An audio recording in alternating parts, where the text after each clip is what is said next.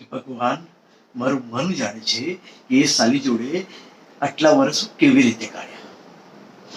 સાહેબ તમે નહીં માનો, હું ક્યારે પરણ્યો મને યાદ છે, હું ક્યાં પરણ્યો એ પણ મને યાદ છે, પણ સાલો હું શું કામ પરણ્યો મને હજુ યાદ નથી આવતું.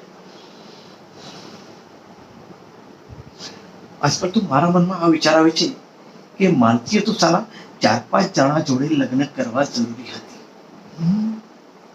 કેમ કે એક માણસની તો સાલી કેપેસિટી જ નથી એને સાચવવાની. અને હું ગધેડો નોકરી છોડી દીધો, વોલેન્ટરી રિટાયરમેન્ટ લીધી, VRS. જ્યારથી ઘરમાં બેઠો છું ને ત્યારથી મારી મેથી મરાઈ ગઈ છે. સાલીએ વરમાંથી સીધો નોકર બનાવી દીધો છે.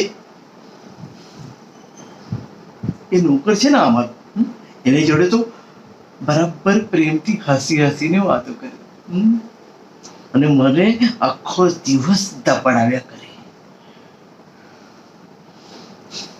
એને બીક છે નોકર જતા રહે તો, અને હું તો કઈ જવાનો નથી. ભગવાન મારા ઉપર રહેમ કરજે પ્લીઝ.